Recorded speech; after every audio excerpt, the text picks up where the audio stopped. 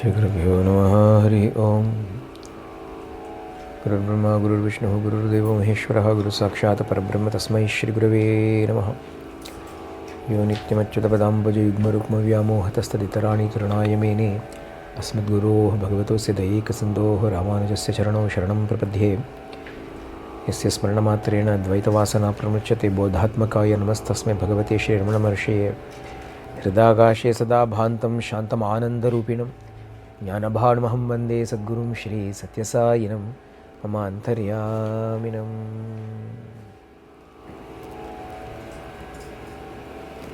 So we saw yesterday Swami telling us about how this entire universe itself is but the ingredients that have been given to us to utilize in performing the greatest and the highest worship to the Supreme Lord, to the Purushottama. Each one of us are high priests of the Lord, and we can perform puja with to our heart's content. Every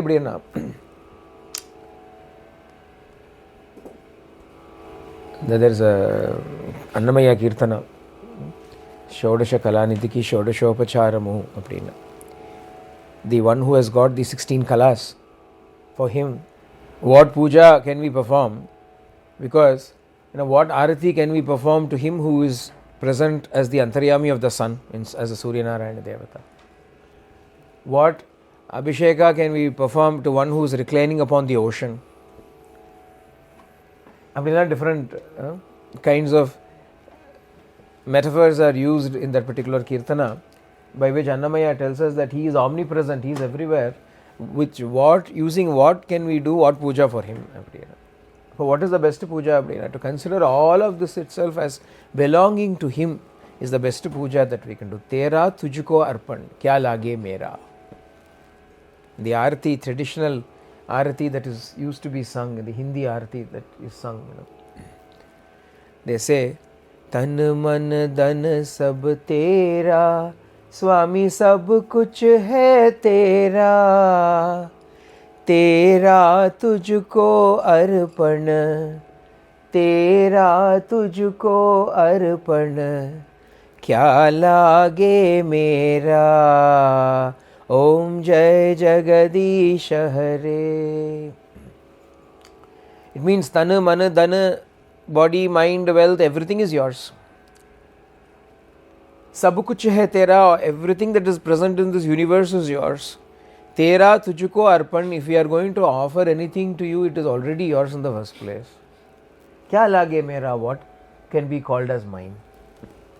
Now, what is puja? Abdiyana? Puja is to understand nothing is mine. The opposite of it is theft, is thievery. You're thieving, you're stealing everything by saying this is mine, this is mine, this is mine. We are fighting, this is mine, this is mine. Ramakrishna Paramahamsa would say that God would laugh on two occasions. Two occasions God finds very amusing, it seems. One, when two people are fighting, two brothers are fighting, this is my property, no, this is my land, this is my land. God laughs, it seems, because the entire universe is mine. What are you fighting about? All of this is mine. What are you arguing? This is mine, this plot of land is mine, this plot of land is mine, this square inch is mine. The other time he laughs is when the doctor says, you don't worry, I will save the patient. Bhagavan says, and I have decided to call him back, who are you to save him?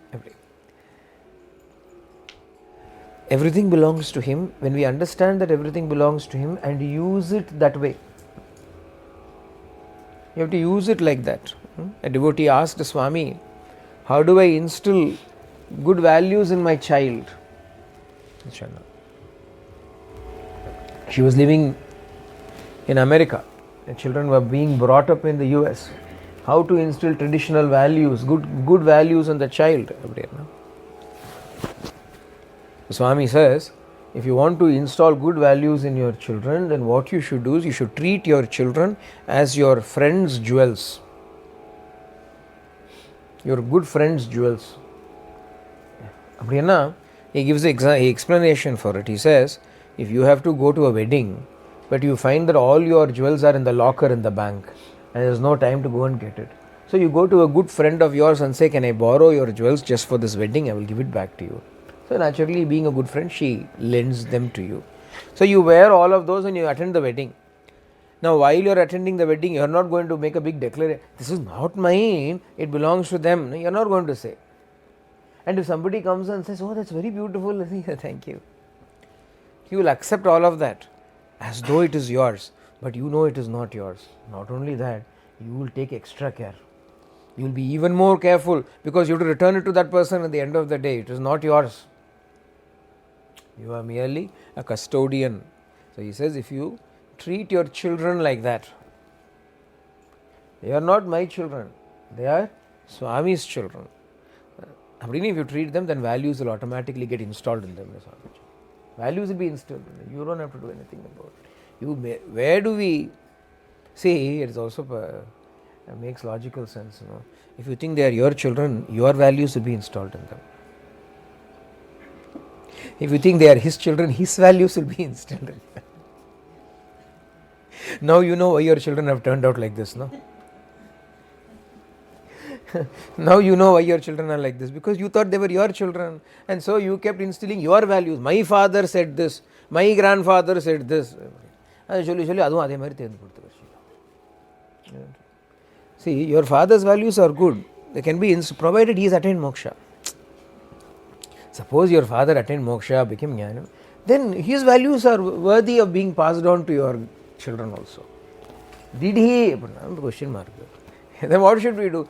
You should only take the good values, the real righteous values you should take and pass it on. That is Swami order value. How do we do it? Swami says, you treat these children as belonging to me. So whether it is our children, whether it is our family, our extended family, sometimes okay, children are Swami, but my brother is still my brother. He is also Swami's child only. No? Sister, she is also Swami's child only. My parents, they are also Swami's children only. In the end, everybody already belongs to him before they even belonged to you. That is the first thing we have to realize. That even before they belong to us, they belong to him. All our relationships and relations are like that. They all belong to him first. What right do we have to claim any ownership? As though we are responsible. For whom are we responsible? He is responsible for everybody and everything. So what should you do? Loka samasta sukhino bhavantu. Loka samasta sukhino bhavantu. How should you pray? Let everybody be happy.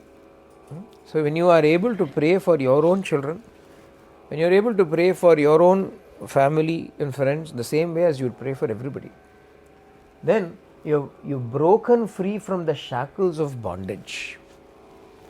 Only then we have broken free from the shackles of bondage. Otherwise, if you feel a little bit more for your near and dear and not so much for the others, that mamakara is still there. Mamakara is still there. For mamakara to exist, ahankara should still be there. If ahankara is there and adequately and ably supported by mamakara, husband and wife, they are living happily in your heart. What's the point? Divya Dampati should remain in your heart. Yeah. Ranganatha and Ranganayaki should remain in your heart. Rama and Sita should be enshrined in your heart. Shiva and Shakti should be enshrined in your heart. If at all you want a couple in your heart, then those are the couples that you should choose. Not Ahankara and Mamakara. They are also a couple. I and mine. So consecrate every act as a worship of the divine. From sunrise to sunset, whatever you do, you consecrate it to him. Keep the idea that in front of your mind's eye, that all belongs to him and is been given only for his sake. If you do that and life is lived accordingly, then it becomes one unbroken long service of the Lord. The feeling of I and you, that Bheda Bhava, will disappear. All trace of Ahankara will be destroyed. Life then transmutes itself into one eternal devotion to the Lord, Hari Parayanam. I am the worshipper. The world is the offering.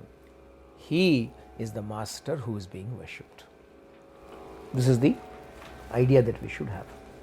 I am the sevaka. I am the worshipper, upasaka. The world is the offering that is given over to the Lord. I have no claims in it. And how do I offer this world to the Lord? There is no need to offer it to Him. It is already His. It is enough if you don't lay hold of it. Yeah. There is a beautiful tree. It is filled with beautiful flowers. How do you offer them to God? Pluck everything and then offer it to God. Illa, no need. Krishna Arpanam. Remember that story that we heard a few days ago, where lots of flowers were falling at Krishna's feet in his palace, and the people were carting the flowers out. Arjuna came by. Krishna, where are these flowers coming from? I also don't know. Come, let us find out. When Krishna went out with Arjuna to walk, big, really, 3 loads of flowers are falling. Who is plucking? Who is sending? How are they coming? Then as they walked along, they found Bhima standing under a tree. The tree is filled with beautiful flowers. Looking at all the flowers, Krishna Arpanam. He didn't pluck the flowers. He simply looked at the tree and said Krishna Arpanam. And all those flowers in their own mystical way reached Krishna. They were still on the tree, but they reached Krishna also. That is the beauty. If you pluck the flower from the tree, it is no longer on the tree. Are the trees also not Ishvara? Harikeshebhyaha. Harikesha abdina tree in artham. Harikesha means tree. The tree is filled with flowers. Where are the flowers? It is still adorning the Lord only. You are not able to see Him in the tree, so you are plucking the flower and then offering it to a photo. And actually speaking, even when it is smiling upon the tree, in fact, how much longer it stays upon the tree, how fresh it stays upon the tree. Why should we pluck it? Ramana Bhagavan would often say, why pluck the flowers? Let them be adorning the Lord in the form of the tree. The vrikshame bhagavat swarupam, and on top of the Lord, the tree flower has already been offered. No, I want to offer it at His feet. Don't worry, the flower will fall at the feet of the Lord. Everything is already belonging to Him. It is enough if you don't pluck it and say it is mine. That much if you do, it is already considered as an offering to the Lord. When one attains this stage of thought, feeling and action, all difference between mine and thine will disappear. There is no distinction between bhakti and jnana. Just as saguna becomes nirguna, bhakti becomes jnana. I don't agree that karma, bhakti and jnana are separate. I don't even like to classify one of these as the first, the other as the second, and the third, next as the third. I don't accept a mixture of the three, nor even a merger of the three. Dedicated activity is devotion, and that devotion is spiritual wisdom. Karma, bhakti, jnana. Karma jnana samuchaya appadinu solluva. A big vadam it is in Vedanta, in philosophy. The admixture of karma and jnana and so on and so forth. Swami says, don't worry about it, because they are three not separate things at all, they are the same. Karma, bhakti and jnana. What is karma? Action. What is bhakti? Devotion. If action is done for God, will it be not called devotion? What is jnana? Wisdom that I am the Atma. If the action is done with the knowledge that I am the Atma, is that action not jnana? What is bhakti? Devotion. If the devotion is felt for the Atma Rama who is present within, is it not jnana? How can these three things be called three separate things? Sometimes we say first karma, then karma leads to bhakti, then bhakti leads to jnana, then first, second and third position. That also Swami is not accepting here. Generally speaking, Swami has mentioned it, Swami has also spoken about it. But what Swami is talking about here is to grade them and give importance to them. I am a devotee, I don't do action and all, I am very great, I am greater than the fellow who is acting. Not necessary. If he is acting with devotion and you are merely acting devoted, then he is better than you. He is doing action with devotion. You are merely acting as a devotee. Is that not action not better? Isn't it? Bhakti can also manifest itself as action. Bhakti is not central. When you say karma, bhakti, jnana, bhakti is always in the middle. Bhakti, when it manifests itself as action, it becomes karma. When bhakti manifests itself as bhava, it becomes jnana. Ellame bhakti da adhar. Prema is the adhara, love is the basis for everything. When love manifests itself through an interaction, it is action. When it stays deep within the heart, it is jnana.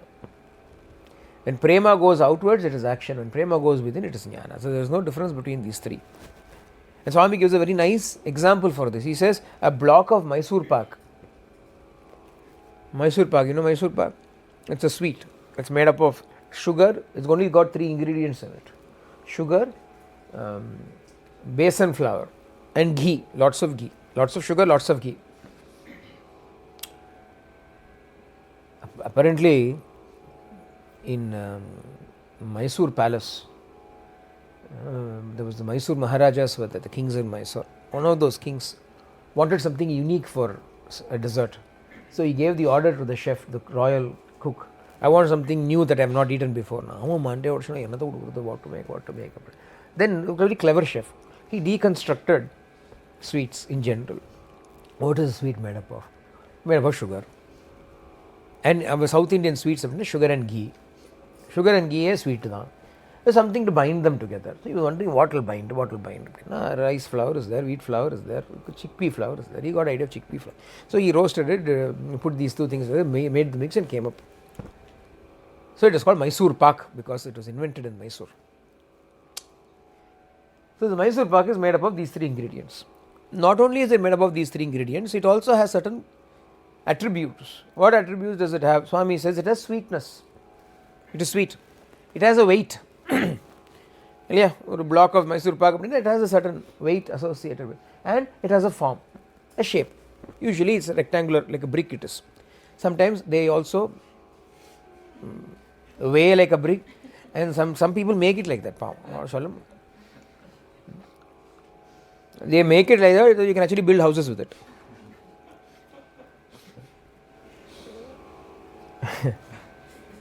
That is why in South India, a chain of sweet stores came up called Sri Krishna Sweets.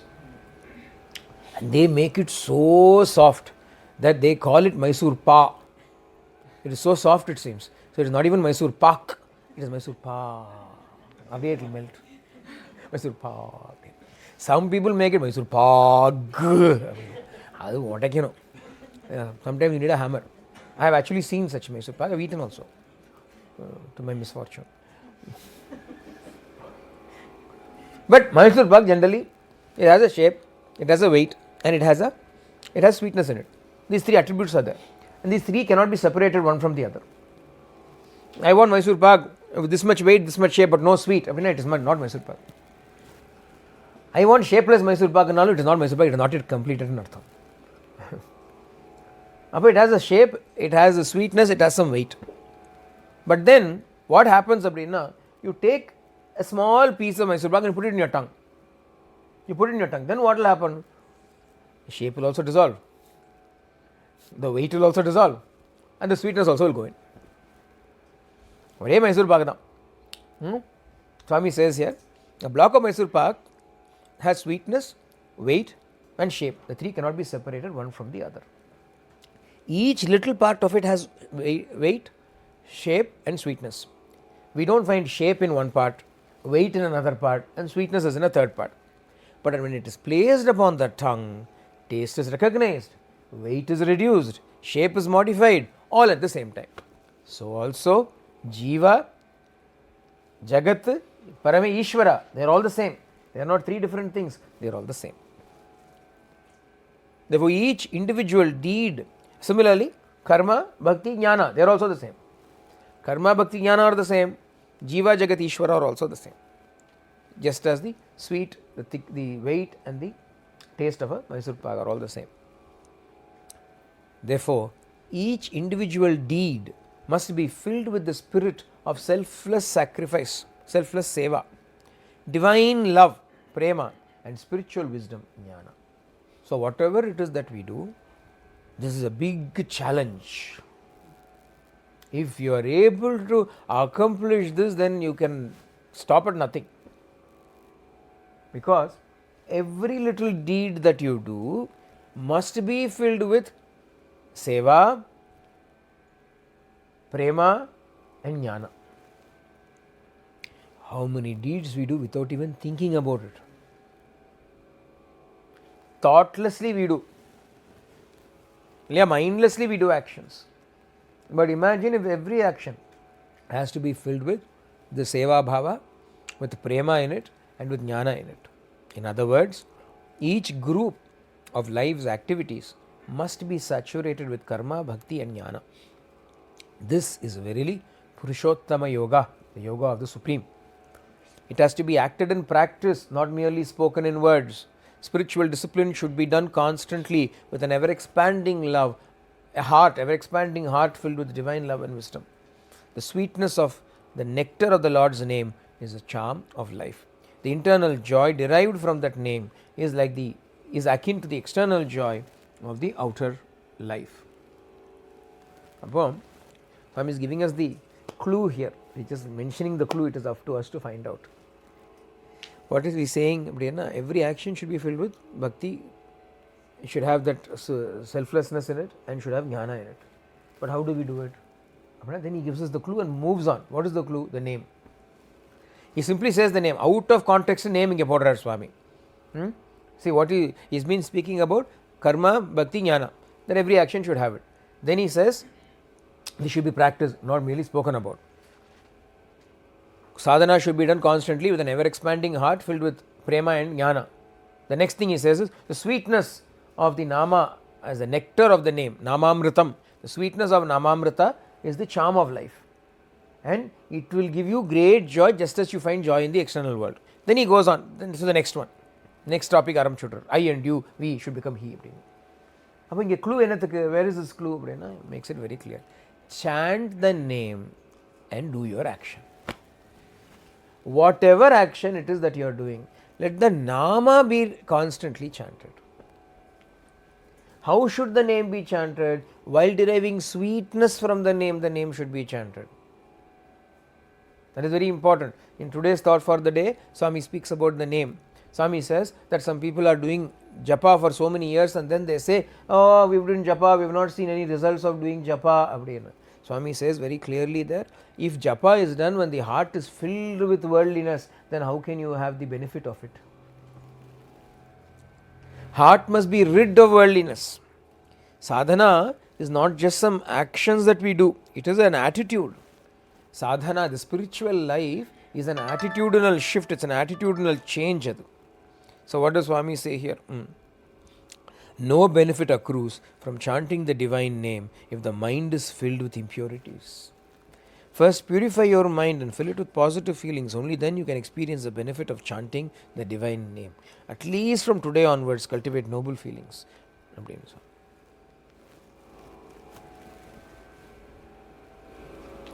Heart must be purified. How do you purify the heart? Chant the name. Don't wait to chant the name after the heart is purified. Chanting the name purify the heart. Okay, I'll wait till my heart becomes pure. By the time your heart becomes pure, there's no need for you to chant the name.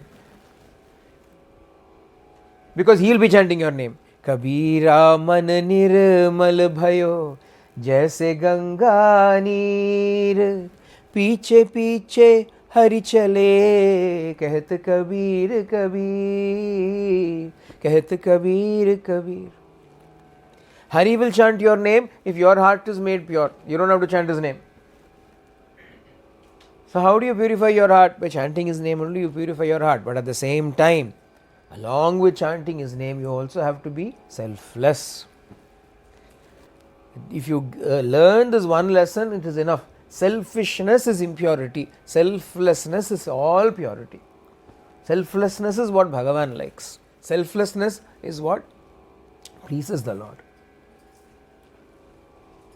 So, while purifying the heart, by removing selfishness, by performing more and more selfless actions and deeds. Like I said, a simple prayer, Loka samasta sukhino bhavantu, is also selfless. A smile is also selfless. Nobody is there to smile. Go into the garden and smile at a plant, that is also selfless. Is it not a living thing? Do you think it cannot appreciate your love? Go near it with love. You will find the plant will move towards you. Go with love. These boys have seen it. Sometimes when you go to the garden, the flower will start to move as soon as you go near it, even when there is no wind there. Why? Na prema, it reacts to prema. All creation will respond to prema. So even that is selfless action. Not just human beings, even plants and animals and birds you can show selflessness towards. When you perform an activity as an offering to the Lord, your good, the good of others, and the highest good, all of that, swartha, parartha, and paramartha, all become one. Swartha, abdina self-interest, for my sake. Swa artha, for my sake. Para artha, for the sake of others. Param artha, for the sake of the Supreme. Swartha, parartha, paramartha. So when I do something, for what purpose am I doing? For myself only I am doing. I am eating food. I am eating breakfast. What am I eating breakfast for? For my sake I am eating breakfast. Is it only for my sake I am eating breakfast? Not really. If I eat breakfast, then I will have enough energy to talk to all of you. So actually I am eating for your sake also. Why should I talk to all of you and give this discourse on Prema Vahini? So that my master will be pleased. So that my Lord will be pleased. So for whose sake am I eating breakfast? Swartha, parartha, paramartha. Simple. Yeah? It's a mundane activity. All of you must have probably eaten breakfast in the morning. Most of you would have eaten breakfast. But what did you eat the breakfast for? It should not just be for yourself, for my taste, for my belly, so that it gives strength to this body, so that this body can then perform service to others. And by doing that service to others, he is made happy. Mera Sai prasanna hoga. My Lord Sai will be happy. So what is the main aim? To please him. When that is the goal, and you utilize this body, mind, etc. for the sake of the welfare of others, then no matter what you do for yourself also will become for others. Do you understand? You don't have to individually each time you eating breakfast, oh I am eating breakfast, this breakfast is for the sake of others, this breakfast is for God. You don't have to say all that. All that is empty words. After saying all of that, if you don't do anything for anybody, what's the use? Your goal must be fixed clearly. What am I living for? To bring joy to others. I am living to bring happiness to others. And if you start living your life like that and acting like that, you don't have to individually keep reminding or recollecting these things. Automatically when you eat, it is going to others only. Isn't it? Be like the roots. When you water the roots, you don't have to say, hey, this water is for that branch. This water is for this branch. This water is for that leaf. You don't have to say that. No, roots will take care of it. Like that, you don't have to each time, this is for that person, and this food is for that person, and this action is for this person. Not necessary. Dedicate yourself to the goal of giving joy to others. Then automatically, whatever joy you are accruing will also be for the sake of others only. Not just for others, for him. First I and you become we. Next, we and he become identified as one. The individual soul, the jiva, the I, should accomplish identity first with Prakriti or you, and then with he, the Paramatma. Swami would say, life is a journey from I to we to he. I to we to he. I and I were born selfish now. Everybody is only interested in themselves. Then as we grow, even spiritually as we grow, we tend to include everybody and we do not consider it as only I am going, I am doing. We becomes everybody. But that is also not the end of it. Then it will only merely be a society thing.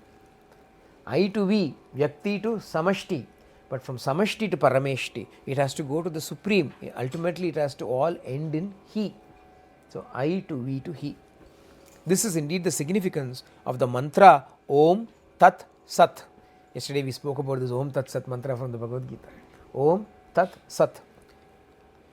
Today, yesterday and tomorrow, Om Tat Sat is, was and will be. It is the identity of the individual and the Brahman. He and I will always be there. The spiritual practice is also always there. Just as the sun is inseparable and is never apart from its rays, under no circumstances should any aspirant be apart from their spiritual practice. It is only when sadhakas adhere to their sadhana in such an incessant manner they can be said to be one with that Om. Om Tat Sat, Swami is saying, it represents the individual, it represents the individual sadhana, and it represents the goal, which is the divine. The three should always be together, should never be separated. So we should always be engaged in sadhana. Always be engaged in sadhana. Sadhana is not a separate specific set of activities. Oh, I'll always do japa, I won't go to work anymore. What is sadhana? That attitude is sadhana. You should always have that sadhana attitude. The sadhaka's attitude should always be there with you, no matter what action you are doing. Action is different, sadhana is different. Sadhana is not restricted to these actions alone. Action is different. No matter what action, the attitude with which you do the action will transmute it into sadhana. That is where our importance should be given. The heart's blemishes have to be washed by a moral life and the doing of one's own duty. A time may come when one becomes weak and tired, but then one should pray thus: Lord, things have gone beyond my capacity. I feel further effort too is a great strain. Give me strength, O Lord. But does it mean we should give up sadhana? Sadhana should still be done. Now what should be done? Swami says here, if things go too much, what should you say? Swami, give me strength, and I will continue to do it. Hislop, Jack Hislop became very old. Swami, he was the international, for America and all, he was the man in charge of this organization. He would travel a lot because of his work. He was getting old. So he came to Swami and said, Swami, I am getting old. Swami said, so what? So what? I am there to give you strength. Keep doing. He came to ask retirement. Swami simply retired him and sent him away. Changed the tires and sent him away. Retired him. He couldn't retire. Till our last breath, our attitude should be sadhana only. Our attitude should be living for God. No strength, ask Him for strength. Swami says, ask God for strength. At first, God stands at a distance, watching one's efforts, like a teacher who stands apart when the student writes answers to questions. Then one sheds attachment to sensual pleasures, to bhoga, and takes to good deeds and selfless service. Then God comes encouragingly near. When we are only interested in our own activities, God will watch us from a distance. The moment we become selfless and give up our attachment to desires, to bhoga, etc., then God starts to come close to us. How does He come close to us? Swami gives a very beautiful example. Like the sun god, like Surya Narayana, he waits outside the closed door. Like a servant who knows the master's rights and his own limitations, he doesn't announce his presence or bang on the door, but simply waits. And when the master opens the door just a little, the sun immediately rushes in and promptly drives the darkness from inside. When his help is requested, he is present by the person's side with hands extended to render assistance. So, what is wanted is only the viveka, the discrimination to pray to the Lord, and the jnana to remember Him. What a beautiful way Swami summed up everything. When we are selfish and only attending to our own needs and wants, God is standing at a distance watching. Okay, He is managing, I will just watch Him.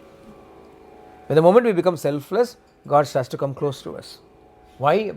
Selfishness has got a stink. Selfishness has got a very bad odor associated with it. When we are selfish, God also is worse than fish. Swami often used to say, fish is better than selfish. Fish is better. You know how fish smells, no? You don't know how some people eat it also. It smells so horrible.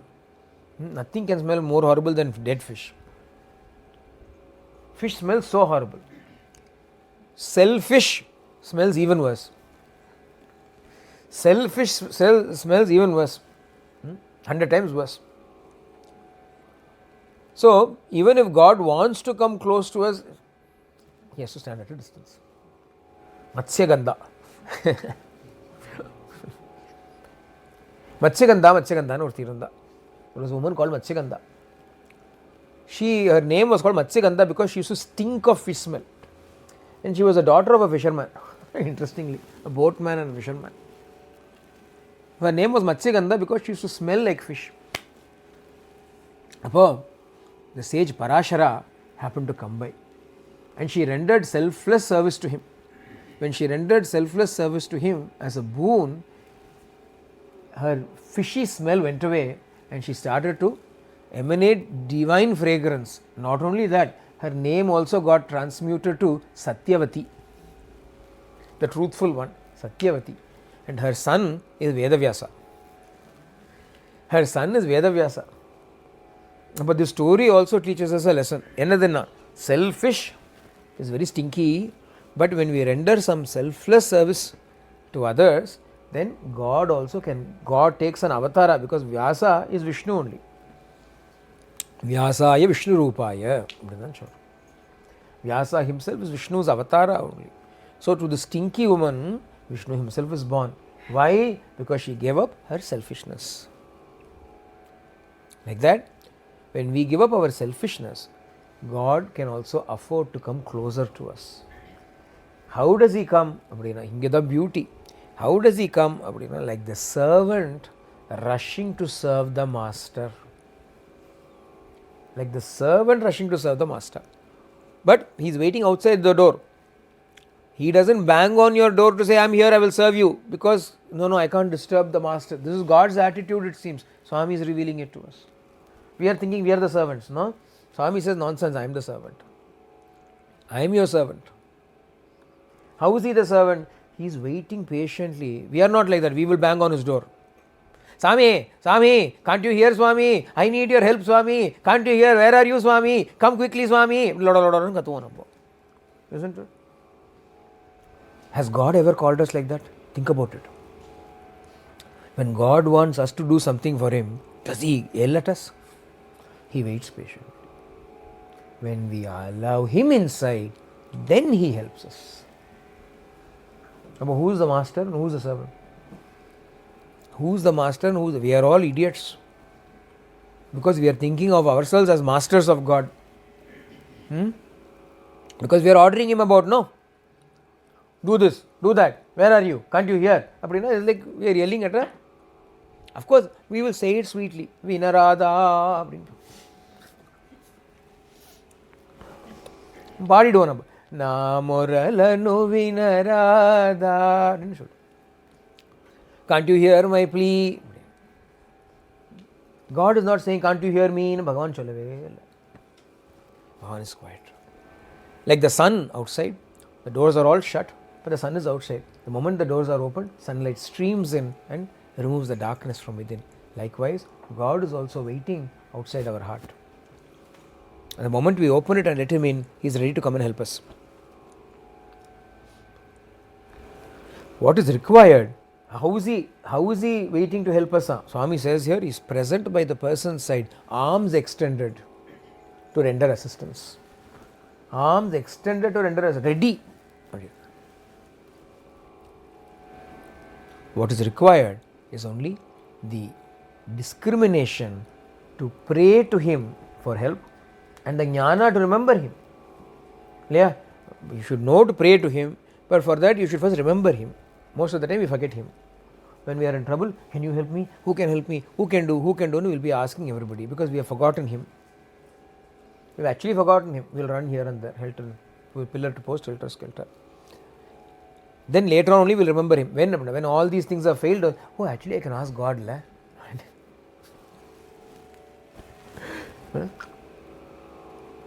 Sadly, this is our plight. So he says first jnana to remember him and then the buddhi to ask him. Jnana means understanding, but it is not merely intellectual understanding. Just as eating does not mean merely placing the food upon your mouth. Instead, it is worthwhile only when the food is chewed, swallowed, digested and assimilated into the bloodstream and then transformed into muscle and bone, into strength and vigor. So too, jnana or spiritual understanding is not merely understanding it through our intellect. What is it instead? It should permeate and invigorate all moments of life. It should permeate and invigorate all moments of your life. It should be involved omnipresently, constant, integrated awareness all the time, at all places. We should be aware of what? Of our reality and his reality. Our reality and his reality. What is the truth? I am him. In the absolute sense, I am him. In the relative sense, I am his servant. Between these absolute and relative, everything is covered. Beyond this, there is no other existence. There is nothing else. Beyond this is only falsehood. Beyond this is only falsehood. Brahma Satyam, Jagan Mithya, Jivo Brahma Hivan Appara. Vedanta Dindima. This is the Vedantic Declaration. Leya? Brahma Satyam, Brahman is the truth. Jagat, the world is Mithya Anushala, Asatya Anushala. They did not say it Asatya, it is Mithya. How to understand this? You are the Brahman, it is Brahma Satyam. What is Jagat Mithya? I am his servant is Jagat Mithya. What is Asatya? I am somebody independent. That is Asatyam. It is not at all there. So you have only two forms of existence. You have only two phases or two states of existence. One, you exist as the Brahman itself. Two, you exist as his servant. When do you exist as the Brahman? When you have gone beyond the body, mind, the senses, etc. Mano, buddhi, chitta, ahankara, you have gone transcended. Sula, sukshma, karana, shariras, you have transcended. You have gone beyond everything. Then what is remaining now? Only Atma is there. In that state of the Atma, you are him. When you include the body, mind, etc., when you consider yourself to be an embodied being, this limited individual entity, you are a servant. These are the only two existences you have. You are either him or a servant. You are nothing other than this. Any other imaginary existence is only imaginary. I am not a servant of God, nor am I God. I am myself. That is foolish. There is no scope for such existence at all. That is why most of us are living unreal lives. Unreal lives. Yeah, most of it, only Bhakta and Jnani lives real lives. Bhakta lives in relative real life. Jnani lives in absolute real life. I am the Brahman. But even the Jnani also, when is he the Brahman? As long as he is considering the Atma, he is Brahman. Deha buddhyarte dasoham. Deha buddhya dasoham. Atma buddhya tamevaham. I am you. But when I consider the body, this little individual, then I am your servant. These are the two forms of existence. You have got to alternate only between these two. You do not have a third. Third is non-existent. So this truth should be expressed through your karmendriyas and your jnanendriyas, to all the organs and senses. One must reach up to this high stage. Mere accumulation of learning is not jnana. That is only information collection. It cannot be called jnana, because jnana is transformation. Information accumulation is not jnana. Only what is real jnana? Swami says sadguna is jnana. Only good conduct is jnana. Only sadguna is jnana. In order that one might do selfless service, a little bit of eating has to be gone through. In order to be able to do service to everybody, some bhoga is necessary. You have to eat something, you have to eat nicely. Otherwise, where is the energy to serve everybody? Such eating is also part of the yajna. To make this body machine function, the fuel of anna, the food, has to be used. Food is not sacrifice, but it makes sacrifice possible. Food is not the sacrifice, but it makes the yajna possible. Therefore, eating food is not to be laughed at. Pet puja, children, pet puja is also part of puja. Swami children, it is part of worship. Without paid puja, how will you do Ishvara puja? How will you do Manava puja? So paid puja also has to be done. So everybody eat breakfast and come and listen. Otherwise, how will we listen? How will we speak? Body also powerful, yeah. Body also has to be treated kindly. See, the poor body, one day I was thinking, some pain was there. When you go beyond 40 years of age, like I said yesterday, the pains that were previously present but not felt will start to be felt. Here, little there, somewhere here, somewhere. As years go on, they will keep increasing. Some pain was felt. I said, pain. The next moment it occurred to me, I looked at the body and said, you poor thing, you have given me so much pleasure. Through you, I have had so much pleasure. I have eaten so many good things. I have seen such wonderful things, including the Lord Himself. Heard so many beautiful things. Continue to hear nice things. Continue to eat so many things. Once in a while, if you give me a little bit of pain, what kind of an ungrateful fellow should I be to not put up with it? Yeah. Our parents look after us very well. From childhood, they bring us up, they feed us, they cater to our every requirement, they give good education to us, they give clothes to us, they shower their love, affection on us. Then they become a bit old and they say, oh, it's painful, can you get me some water? Hey, always asking for water. Go. How ungrateful would that be? Body is also like that, no? Power. Serving us only, it has become old. Constantly serving us, body is becoming old. Otherwise, will it become old? Nama use abuse body is becoming like this, isn't it? So why should we then ignore this body or scold this body or otherwise discriminate against it? Poor thing. Love all, love the body also. It is also an instrument of the divine only. God has given this body. You don't have to pamper it, but look after it. You once in a while give a pat to it. Good boy, good boy. And feed it appropriately, give good food to it. Look after it. Bhavanatita sadbhava, gunatita sadguna. Jnana, the question is asked, if jnana is beyond gunas, Nistrai gunyo bhavarjuna, Bhagavan says, go beyond the gunas. So how is jnana sadguna? The question. Jnana is not sattva guna. Jnana is sat guna. There is a difference between sattva and sat. Sat is Brahman. Sat is Ishvara. Sattva is a guna. Rajo guna, tamo guna, sattva guna is different. Sat guna is different. Sat guna represents the attribute of the Brahman itself. Akhandakara vritti is Sadguna. I am the Brahman is Sadguna. It is not the gunas of the three guna related gunas. It is the guna attribute. Guna means the quality or the attribute. The guna of fire, heat. Andamadri guna.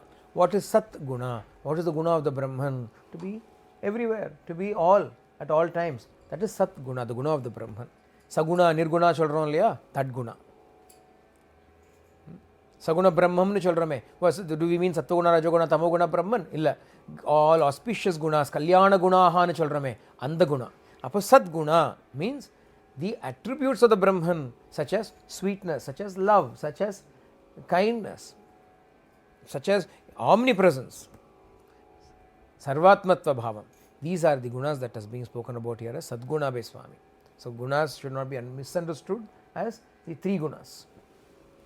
Asinkhya Kalyana gunas should be counted here.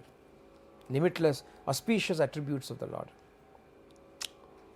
So food is what makes sacrifice possible. Therefore eating should not be laughed at. It should also be given its due importance. Annam Brahma. Upanishad children. Vedam children. Veda starts with Annam only first. Without Anna, you cannot go to Annamalai. Yeah? Annam da modalla, aparna Annamalai. Annamalai na Arunachala. Another name for Arunachala is Annamalai, Thiruvannamalai. But Anna is first. Anna to Annamalai says Anna.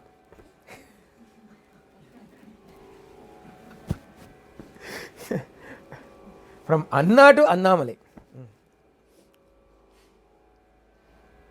Puja is not merely plucking a flower and placing it on top of an image. The gardener who toiled to nurse the plant that gave the flower is also a worshipper. It is only when food is given that the body can function. Even the means for a sacrifice is an offering, it's a yajna. You may pick the flower and offer it to the Lord on Ekadashi. I am fasting, no food, I will pick the flower and put. But the gardener who has to look after the tree, the plant, he has to eat. If he doesn't eat, he cannot toil in the garden to produce the flower which you will pick on Ekadashi, fasting day, and keep it on the Lord. So you may think, I am fasting, I am picking the flower, I am the worshipper. He is eating, how can he be the worshipper now? If he doesn't eat, you cannot fast. If he doesn't eat, you cannot worship. So even that, Swami says, is part of worship only.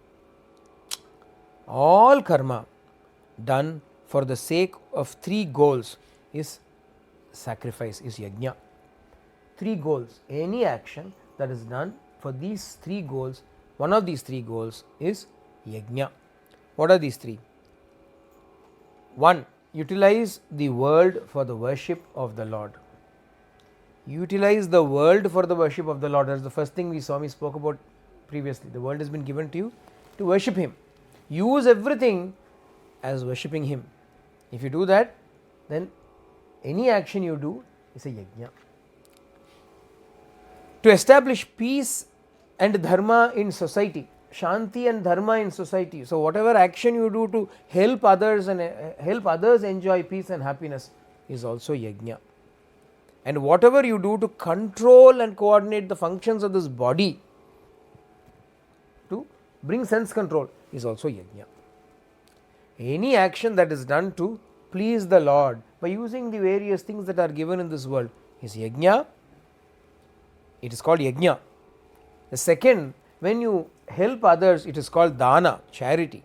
And when you regulate the body, it is called tapas. All human acts must subserve these 3 needs. Whatever it is that we do should be under these 3 main overarching goals. Either it should be related to sense control, or it should be related to selfless service, or it should be related to Ishvara Upasana, worshipping the Lord.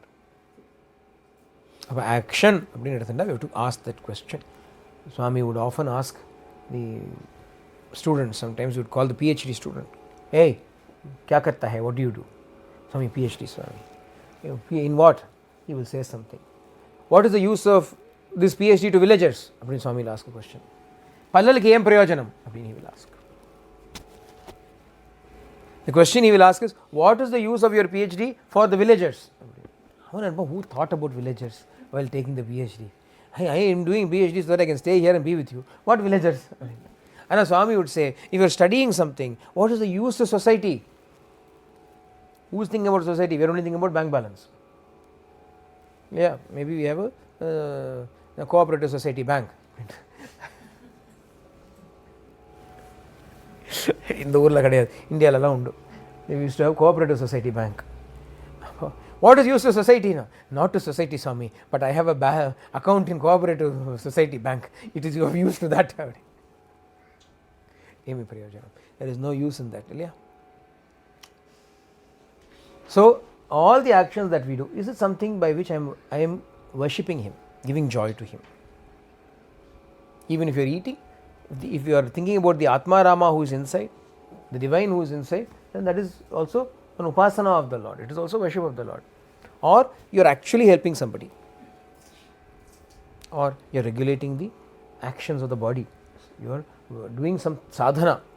All 3 are holy acts only. All of these 3 are good karmas. If it is done for any of these 3 things, the first one is called here as yajna, second is called as dana, and the third one is called as tapas. Yajna, dana, tapo karma. Bhagavan represents these 3 actions in the Bhagavad Gita. Bhagavan says in the Bhagavad Gita, Swami Chumma Yajna Dana Tapas Cholutar. Konjam analyze panni paathamana, you will find there is a reference to all of these things in Gita. Om Tat Sat in Swami Chanar, it is in the Gita. Inge, these 3 things also is in the Gita. In what context? Krishna says, you can give up all actions for the sake of the Lord, in attaining the Lord. But Three actions should not be given up. Yajna, Dana and Tapas should not be given up. Abdingra context la Bhagavan says, even a Jnani should not give up Yajna, Dana, Tapo, Karma. Swami explains what Yajna, Dana and Tapas is. Makes it so clear.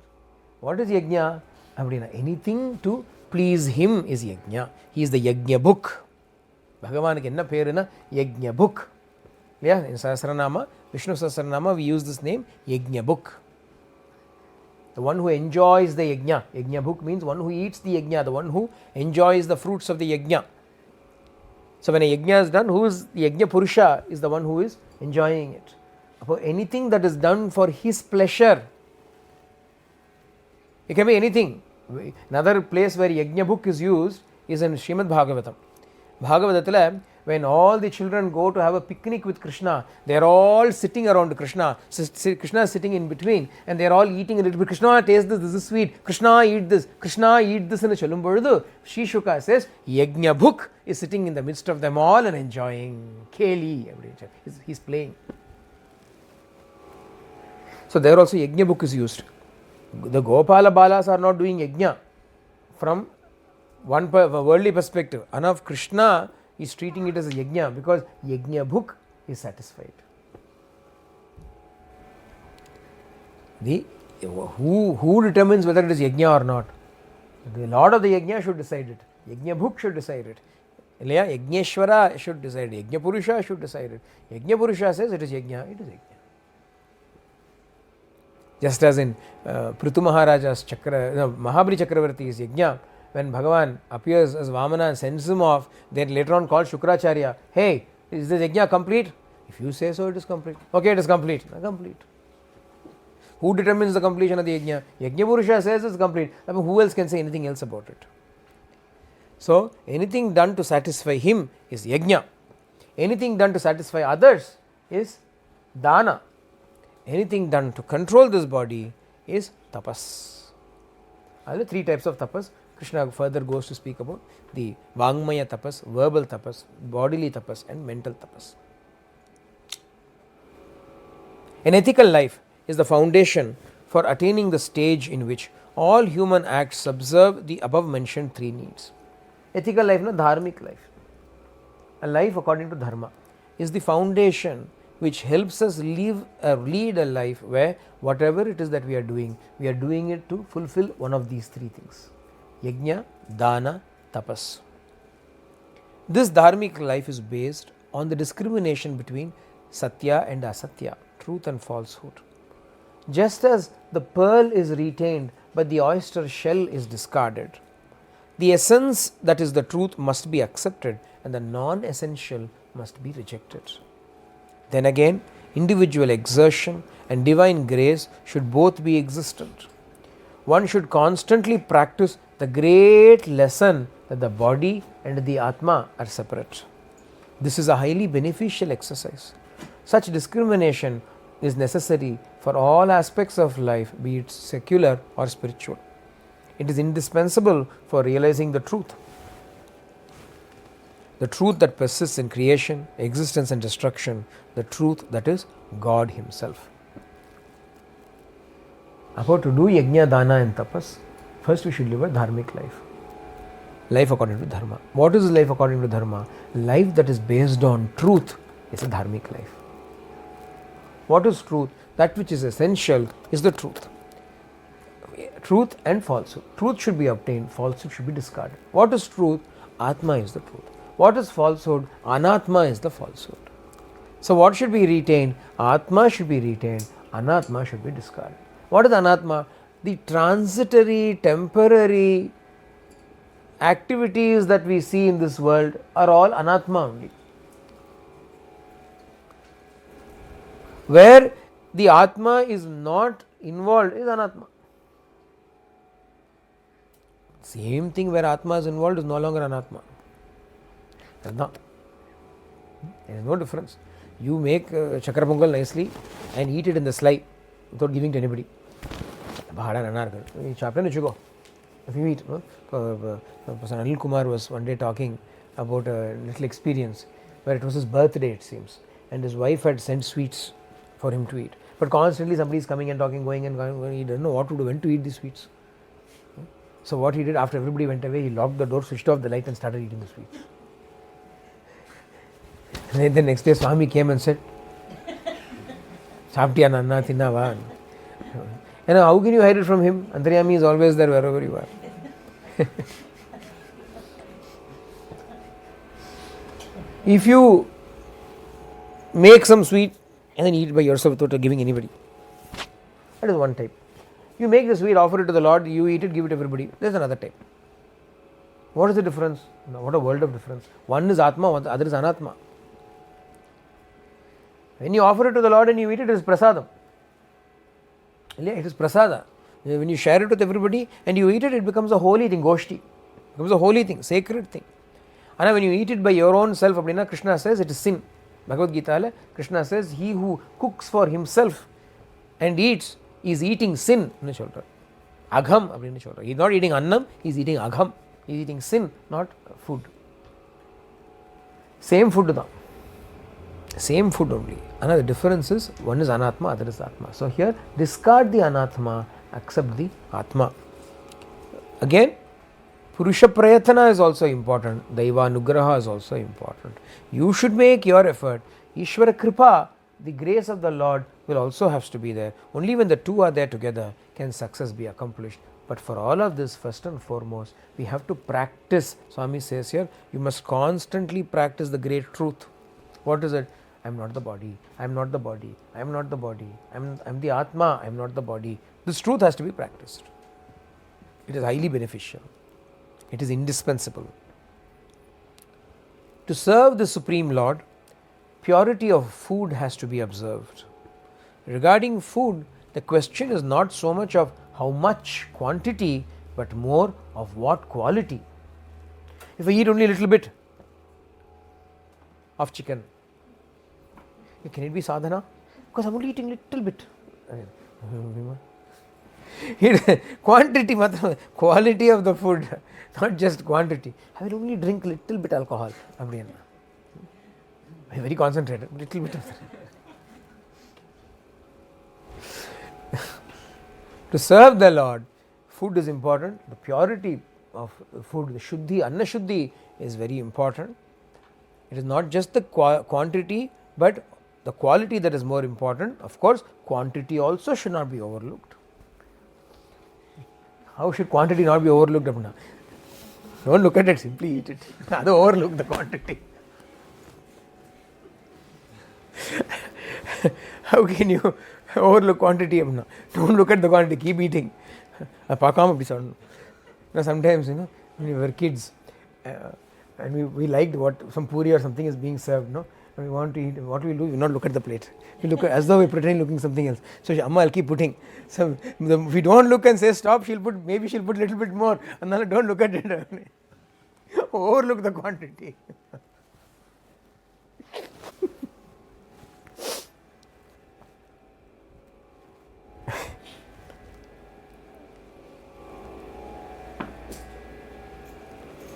But my mother was not like that. She had numbers. She would say, enough.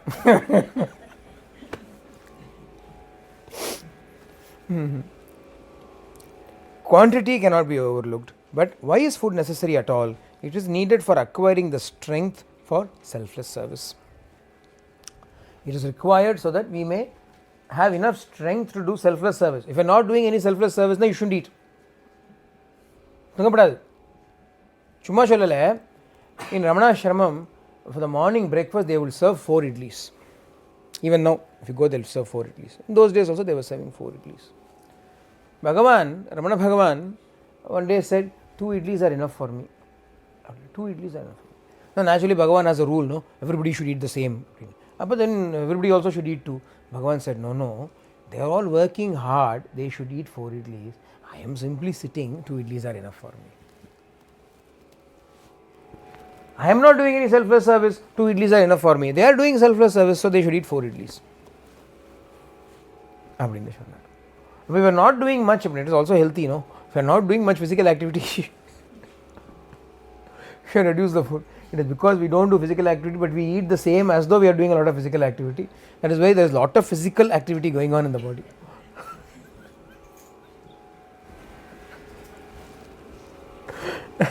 A lot of physical activity is going on, anabolic reactions.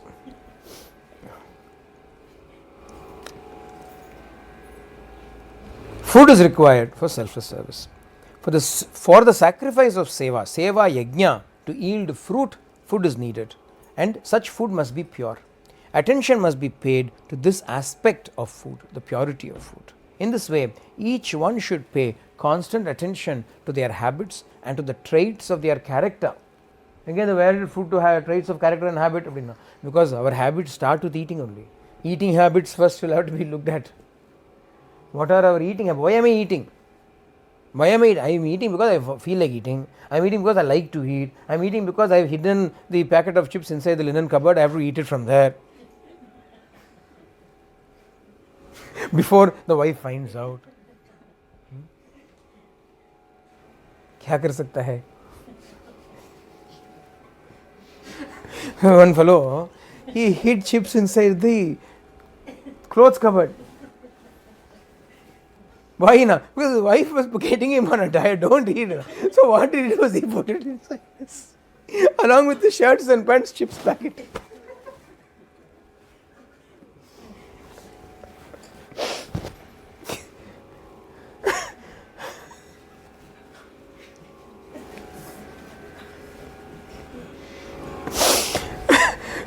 So it was not just the shirts and pants that were ironed crisp.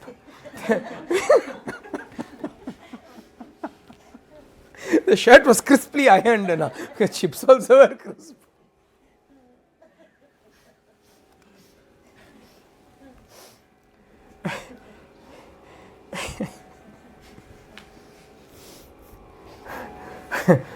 So pay attention to these habits.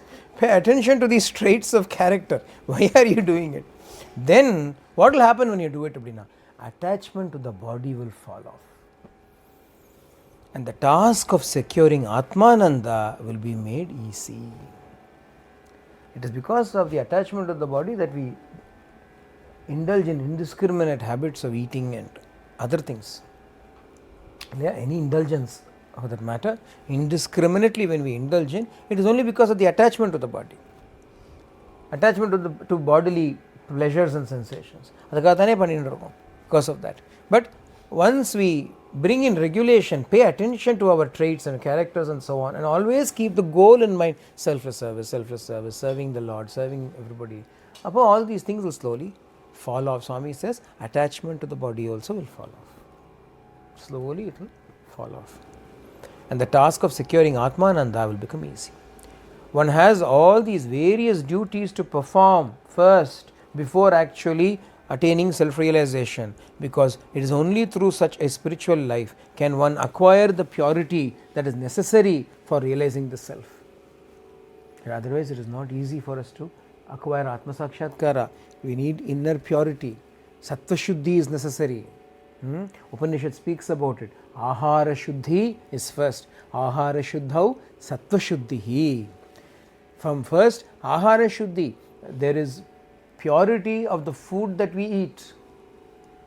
When that is there, then there is inner purity. Because of inner purity comes Dirgha Smriti, the long, unbroken, constant remembrance and contemplation of the self.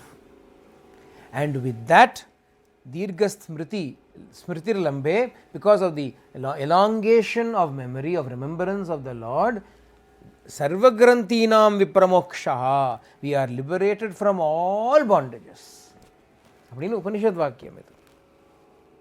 Ahara Shuddhau, Sattva Shuddhi. That is exactly what Swami is talking about here. Swami is speaking it in Telugu, translated into English. The moolam for it is what he gave earlier as Upanishad to the Rishis. Purity, pay attention to purity of food. Because of that, you will attain the necessary purity within to recognize the supreme truth. Without getting engaged in these activities, it is no use crying that I have not been able to know the Parameshwara or Paramatma. I have not attained the Lord. I have not attained the Lord. What effort are you doing towards it? What actions are you taking towards recognizing and attaining this Lord? So regulate your ahara vihara. Already in Prashanti Vahini we saw the Swami talk about it. Ahara and vihara. Ahara abdiyana food. Food na everything that you take in. The activity, in fact I can put it this way. The activities of the jnanendriyas is ahara. The activity of the karmendriyas is vihara. So ahara, vihara. Whatever you take in is ahara, and whatever you engage in, activities that you engage in using the limbs of organs of action are vihara. Have a regulation in ahara and vihara, then there will be inner purity by which you can attain the Lord. In this world, one cannot appreciate the value of sadhana without experience in spiritual life and its purity. It may be said that one can undertake sadhana after recognizing its value. Swami enna solrarna, what Swami is saying here is, without undertaking sadhana you cannot recognize its value. Without undertaking sadhana you cannot recognize its value. So the objection is raised, if I know the value, will I not undertake sadhana? If I could somehow first know the value, then nobody needs to tell me I will undertake sadhana. Now how does it work? First you have to undertake sadhana, only then you will get the benefits from it. Swami gives an example. Swimming can be learned only after you get into the water. You cannot say I will learn swimming on the dry land and then get into the water. You have to wear a float of some sort and then jump into the water. Then you learn swimming. Similarly, in the same way, with some float or a flotation device attached to the mind, plunge without fear into sadhana, into spiritual discipline. Then you will yourself appreciate and understand the great value of such spiritual endeavor. The nature and conditions of the spiritual path are known only to those who have journeyed along the road. They know the path of truth and discrimination, Sathya and Viveka that leads to the Paramatma. Those who have not gone on this path and those who are not aware of its existence cannot explain it to themselves or to others. So there is no use, without practicing spirituality, there is no use asking questions or even deliberating about it. It will all be hypothetical questions. You have not even started. But what if? Abdina, that is all useless questions.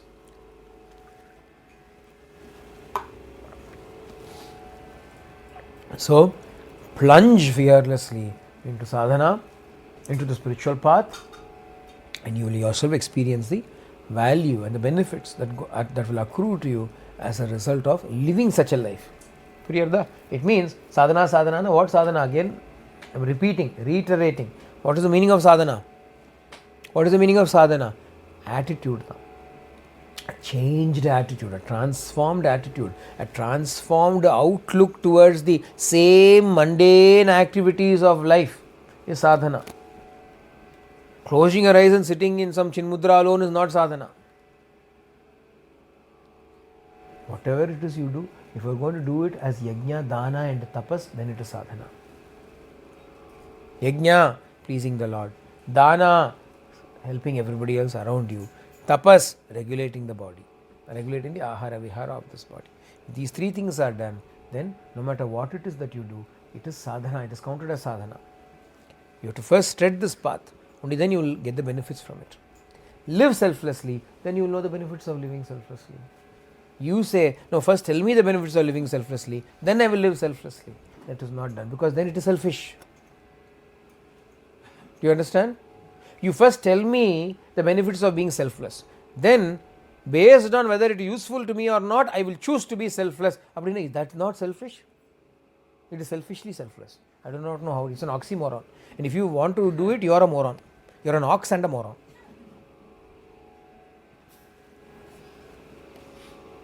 It defeats the purpose. The very purpose itself is gone. Be selfless, Why? What benefits will I get by being selfless? That is selfishness. That's why Swami says, you first be selfless. Then you will see what comes to you as a result of being selfless. Don't already calculate and ask what you are going to get. God alone is real. God is truth. The Supreme Lord is love. Meditate on Him as truth, as love. It is possible to realize Him in whatever form you meditate upon. எப்பெயரிட்டு எவ்வுருவில் ஏத்தினும் ஆர் அப்பேர் உரு இல். அதனே பார்த்தோம் நம்ம உள்ளது 40. whichever name you give to that form, however you meditate it, you will be able to attain it, you will be able to see it. அப்பேர் உருவை காணும் வழி அது. You can still see it. So meditate upon him in whatever form or name. But he is really love, he is really truth. God has these two forms as eternal verities. In the absolute he is truth, in the relative he is love. In the absolute he is existing as Sathya, as the truth. In the relative he is existing as Prema, as love. So if you are in the relative world, it is easier to approach him as love. Meditate upon him as Prema. How do I meditate on love? You feel love, that is meditation of love. I will say L-O-V-E, L-O-V-E, meditation on love. Without feeling any love in your heart, I will meditate on love. How is that possible? Have love in your heart, that is natural meditation. That's not real meditation. To do that, what should you do? Be always in satsanga. Always be in the good company of his devotees. That is where you will be able to feel love. See, we have to train ourselves. Swami gave the example, jump into the pool. But even jumping into the pool, you won't go jump into the deep end of the pool. No? When you're learning to swim, you will start at the shallow end of the pool. Oh, you don't want to drown already. You want to learn swimming, not learn drowning. So you will start in the shallow end and learn to swim. Is it not? Like that, you want to learn to love everybody. Don't go into midst of villains. I will love. You will be dead. You will not even live. What love? Where do you learn to love? Learn to love in the midst of satsanga, where they are already loving. It is easier to love them. Adhik than Swami சொல்ல சத்சங்கத்தில் ஆரம்பிங்கன்னு சொல்றார். Start with satsanga where it is easy to love. Be always in good company, in satsanga.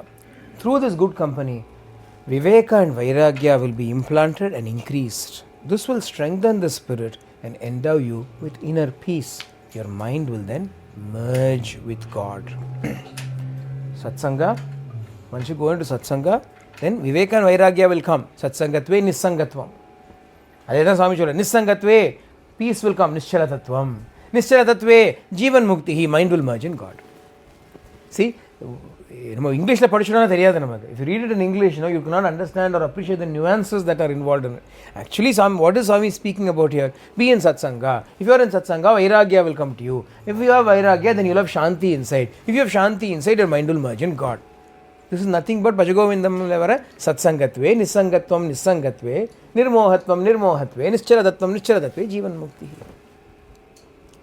In everything you do, speak and act truthfully, using all the strength and talent which you have been endowed with.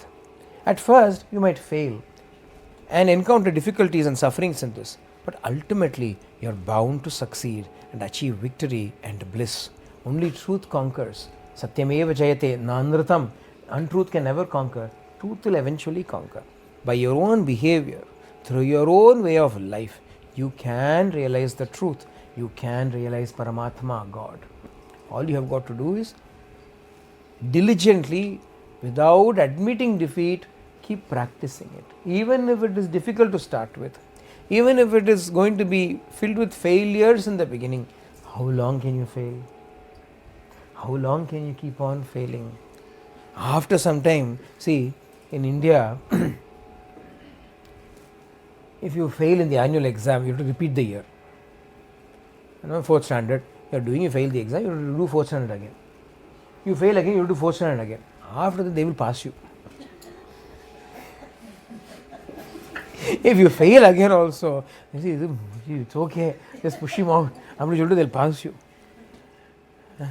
Grace marks in the teacher is sick of seeing the same student. Class teacher, same class teacher. Last year also I saw him. Previous year also I saw him. One more year I cannot see him. I will resign and go. Either you pass him or I will resign. Say he passed him. He goes to 5th standard. Like that, you keep failing. How long? God himself will feel pity. God himself will intervene. I said, the poor thing has been trying and still failing. If at first you fail, you try until you succeed. If you don't succeed, what to do? You keep doing. God will be out of pity, out of compassion, He will say, you forget it. I will deem you grace marks. I will pass you. But effort is important for this. Vidamayarchi, as we call it. Undaunting effort. You keep at it. You keep at it. Looking at your effort. Even if you have absolute zero competence. Even if you are a thrice filtered idiot. வடிகட்டின முட்டாள் அப்படின்னு சொல்லுவோம் இல்லையா, வடிகட்டின முட்டாள் அப்படின்னா filter பண்ணி first you filter with the thing, then you filter with cloth, 3 தடவை ஃபில்டர் பண்ணி. You are an absolute idiot, but if you keep practicing, then God will immediately step in based on your sincerity. This here intelligence is not what is going to work. Sincerity alone will work with God. You can be an idiot, but God is not looking at your idiocy. God is looking at your sincerity only. He is not looking at your intelligence. He is looking at your sincerity. He is looking at your bhava. Remember, a few days ago I was telling you how in the presence of Mahatmas and Mahapurushas, incompetent people will be there. They will even forget to plug in the laptop.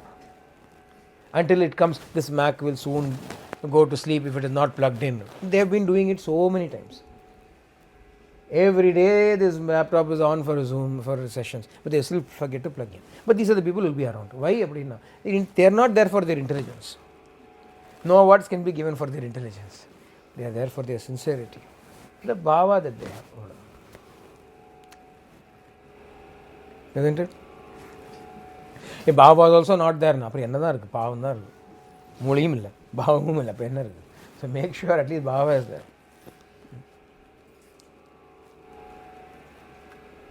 Ultimately, you are bound to succeed.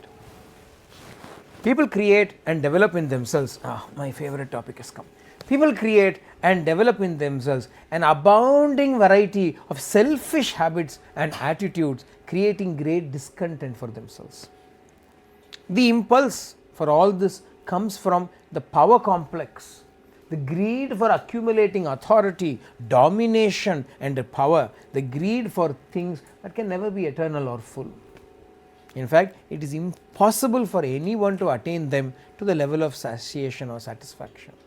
Omnipotence belongs only to Sarveshwara, only to the Lord. Selfishness. Why does selfishness come? Swami is giving us a reason for it. People create and develop all kinds of selfish habits because of power complex. Dominate. I want to dominate. I saw a little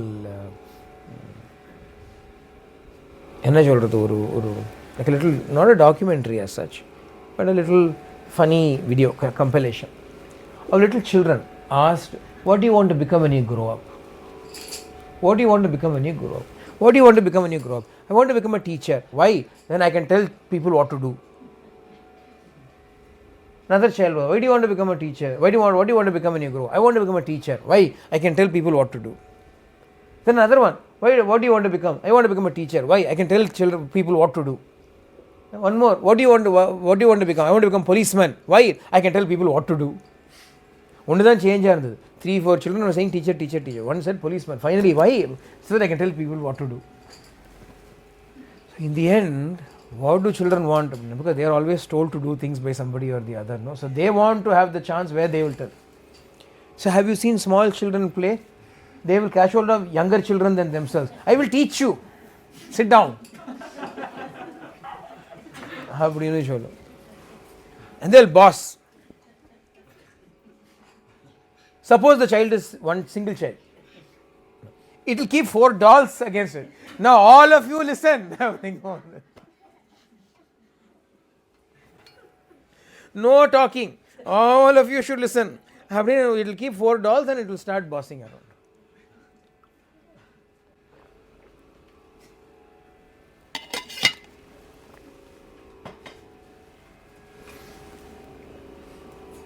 But there is no prema in bossing around.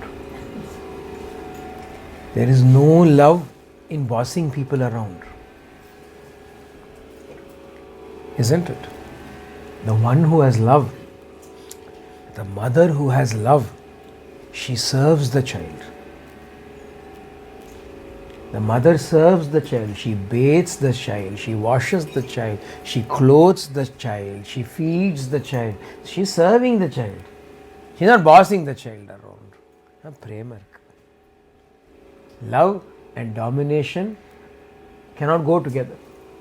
But the one with love has got absolute authority. But the one who has greed for authority is not going to get it. He will only boss everybody around and nobody will love him in the end. It is only selfishness. Swami cleanly, very beautifully, clearly looks at the root cause of our selfish habits. They are all, the amount of selfishness we have with others is only because we want to throw our weight around on everybody. We want to have our way. We want to bully everybody. Selfishness is bullying only. You may think, no, I have nothing to do with him. I am only being selfish for myself. You cannot be selfish with yourself, Selfishness automatically involves other people. Otherwise, the word selfish cannot be used. Isn't it? If you are sitting in your house and eating, nobody else is there, you are sitting and eating, nobody will call you selfish. If 4 other people are there and you alone are eating without giving anything, then only you are selfish. Isn't it? Selfish cannot exist in isolation. It exists only in society. Why are you selfish? Because you want more than anybody else should have. Apriyana, you are only looking to cater to your own needs. It is a kind of a power trip only. It's a power complex, Swami says here. It is a greed for power, authority, for accumulating authority, domination, etc. That is why the selfishness comes. But no matter how much you gather, you yourself will not be satisfied. A person may feel elated to become the master of all arts, owner of all wealth, possessor of all knowledge, and the repository of all scriptures, etc. But from whom did the person acquire all of these? They must indeed be greater, the one who gave it to them, Ilya. I learned singing, I was a great singer, but who taught you singing? That person should be greater than you, should have known singing before you. In the end, where do we acquire everything from? We acquire everything from Sarveshwara, from Ishvara, isn't it? From God. How much greater God is than us. One might even claim that one earned all this through their own efforts, labor and toil. But surely, someone gave it to them in some form or the other. This one cannot gainsay. The source from which all authority and all power originate is the Lord of all. Ignoring that omnipotence, deluding oneself that the little power one has is one's own, this indeed is selfishness. This indeed is ahankara. He somehow got it with ahankara. It is all mine, mamakara, selfishness. So ego and selfishness, ahankara and mamakara, can only arise when we have forgotten Ishvara. We have already forgotten God. Apada ahankara, mamakara can have their say. Otherwise, you cannot be selfish. When you remember God, how can you be selfish? See, very important converse we get from this. If you are selfish, you have already forgotten God. If you are being selfish, you have already lost the right to be called a devotee. Because you have forgotten God. It is only after forgetting God that you can afford to be selfish. If you are currently remembering God, you cannot be selfish. Yes or no? I love God, but I am not giving this to anybody. Will your heart accept? Will your heart accept? Will your conscience accept it? If you truly love God, if you truly remember God, then how can you have selfishness? Sringeri Acharya once was saying, they are all atheists only, there are no theists. All nastikas only, no astikas. Then the people there said, no, how can you say that? So many people, so many temples are there, so many people go and worship the Lord. How can everybody be atheists? He said, then why are there so many police stations? Why are there so many courts of law? If you believe in God, if you believe that God is watching you, if you believe in His omniscience and omnipresence, then how can you do wrong? Why will you cheat another person? Why will you need police? Why will you need a court? Everybody they claim themselves to be astikas, but they are actually nastikas. Like that here, we claim ourselves to be devotee, but if we are selfish, then we do not love God because we have forgotten Him. A person who's a genuine vehicle of power, if he truly has power, then he can be recognized by the characteristics of truth, kindness, love, patience, forbearance, and gratefulness. Wherever these reside, ahankara cannot subsist, it has no place. Therefore, develop these things. Again, list of characteristics Swami giving. It's the same characteristic we've already seen before. Yesterday we saw some.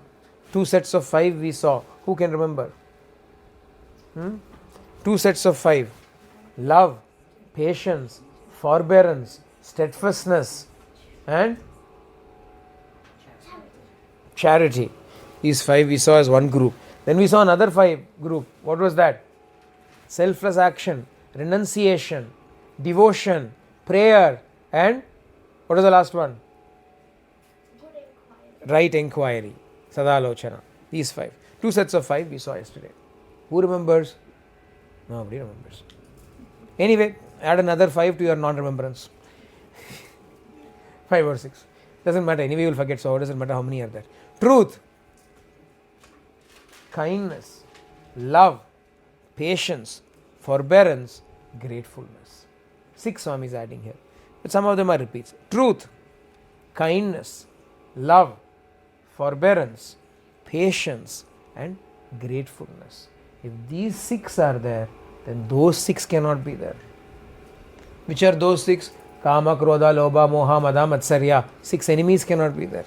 Ahankara cannot be there. It will have no place. Therefore, if you want to get rid of your ego, then develop these 6 things.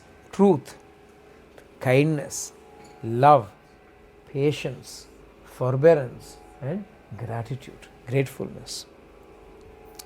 The effulgence of the Atma is obscured by the ahankara, by the ego. Therefore, when ego is destroyed, all troubles end, all discontent vanishes, and bliss is attained. Just as the sun is obscured by the mist, so the feeling of ego hides our eternal bliss. Even if the eyes are open, a piece of cloth or a cardboard in front of your eyes can prevent your vision from functioning properly. So too, the screen of selfishness prevents one from seeing God, who in fact is nearer than anything else. That is why the selfishness is such a terrible sin, in fact. It is a therai. It is like a curtain. That curtain hides the Lord from you. Not only does it hide the Lord from you, it hides you from Him also. He also cannot see you. He also cannot see you. God also cannot see you. You cannot see Him, He also cannot see you. If there's a curtain between the two of you, neither of you can see each other. No? Baba used to refer to it as the Thales Wall. The Thales Wall. Why this Thales Wall? Why this wall of separation? Why this wall of ego and selfishness? The effulgence of the Atma is obscured by ego. And ego is but fostered by selfishness only. Selfishness fosters ego, ego fosters selfishness in return. So get rid of this ego. How do we get rid of it? Truth, kindness, love, forbearance, patience, gratitude. Have all of these things. Ego cannot have its say in that place. It will have to vanish. So cultivate, develop these things. Swami is telling us. Then only we will be able to see God, who is the nearest and the dearest to us.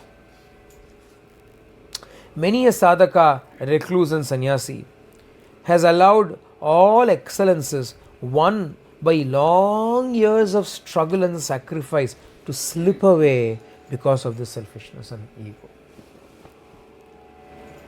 Years of tapasya, but selfishness causes it all to slip away, fritter away. Power without bliss of God realization is like a wall without a foundation. Mere power, mere authority can come because of erudition. You know the scriptures and you talk, then people will fall at your feet thinking you are some great Mahatma because you seem to know. What do you know? If they studied, they also would have known. What is the great thing in that? Leah, you chant 4 slokas and give the meaning. If people are holding you in high esteem for that, that is only because they don't know those 4 shlokas and meanings. If they also knew those 4 shlokas, they will know. They will say, he only knows those. Isn't it? Isn't it? Tell me. If you don't know any Sanskrit and I utter 4 Sanskrit words in front of you,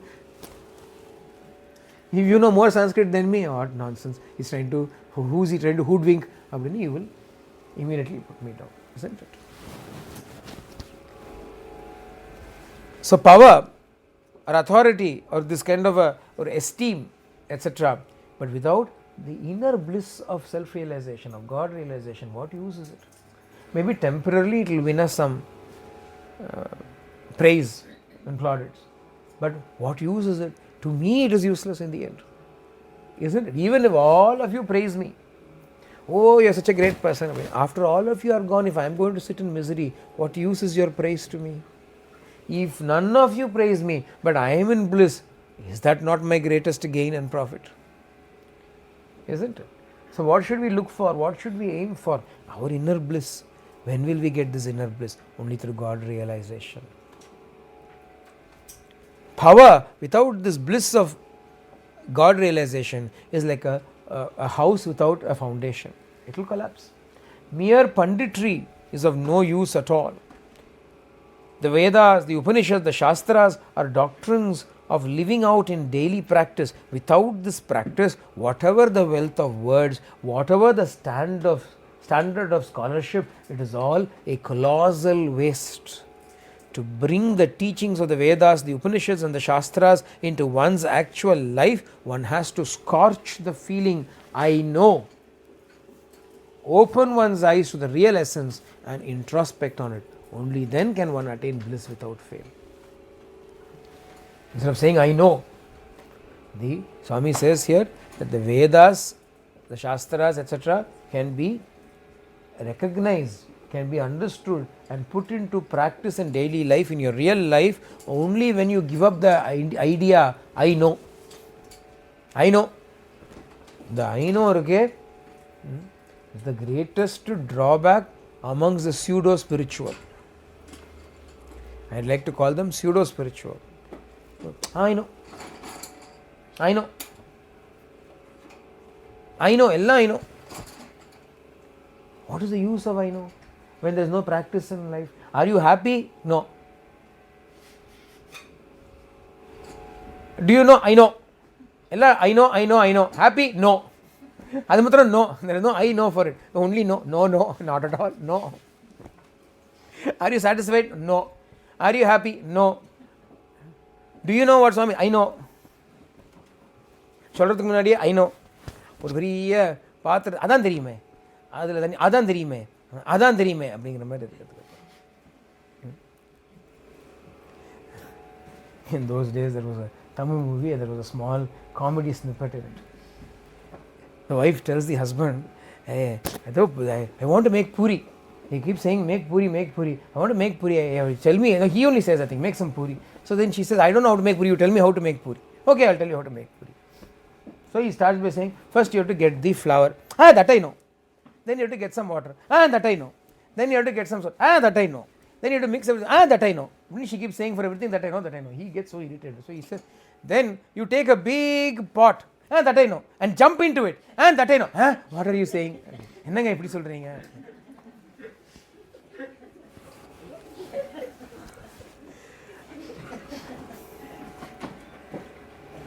அதான் தெரியுமே, அதான் தெரியுமே, அதான் தெரியுமே. All these pseudo spiritual side devotees, many of them are there. They seem to know everything except the truth. Except God, they know everything. I know.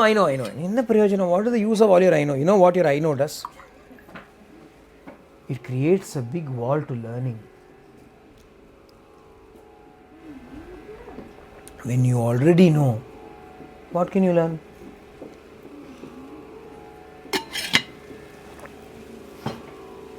You will already be closed, yeah? You will not be open to receiving. You will not be open to receiving wisdom at all. You will already be a shut door. So first, Swami says, if you really want to know, you give up the idea that you know. Some point or the other, you have to admit your utter helplessness in spirituality. No matter how many Shastras you read, you will come and reach a stage, no matter how much meditation you have done, you will reach a stage where you will say, I can see it all, but I can't reach it. I understand everything, but I cannot experience it. I see it as though it is on the other side, but I am this side. Somewhere you have to say. You will be driven to a state of absolute utter helplessness, and only when you admit your helplessness will that screen be shattered.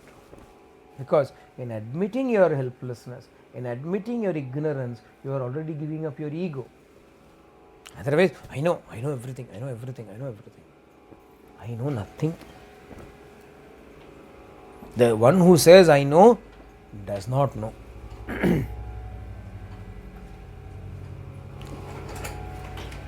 Yeah? There's a saying in Tamil, they say, the person who has seen does not speak, and the person who speaks has not seen. Kandador vindadillai, vindador kandadillai. The one who says, oh, I know about the truth, has not seen the truth at all. The one who says, I am self-realized, has not realized anything. Yeah, what is there to realize and who is there to realize? What do you mean? I realized. Who are you? You are still considering yourself to be this individual. Where is realization? No, I am Atma. Where is realization? I am already Atma. Atma is already realized. There is no self-realization for the Atma. Be very clear about it. There is no self-realization for the Atma. There is no self-realization for the Ahankara. Self-realization is not for Ahankara. Self-realization is not for the Atma. Who is self-realized? Only idiots are. I am self-realized. That means you are, in other words, you are saying you know you are an idiot. Very good. Congratulations. Now we also know you are an idiot. You have shared your knowledge with us. Thank you. So what should we do? Swami says here, first scorch the idea I know, and then open your eyes to the real essence and introspect, do mananam on it. Then you can attain bliss without fail. The almanac might indicate that 10 units of rain will fall, but even if the calendar is folded 10 times and squeezed, not a drop of rain can be extracted from it. The purpose of the calendar is not to give rain, but only to give information about rain and its quantity. The pages do not contain even a drop of water. Rain is in the clouds above. So also the scriptures can only give information about doctrines, axioms, rules, regulations and duties. The sublime characteristics of the Vedas, the Upanishads, the scriptures are that they give instructions in the methods of attaining peace and liberation, but they are not saturated in the methods of attaining peace and liberation. They are not saturated with the essences of bliss.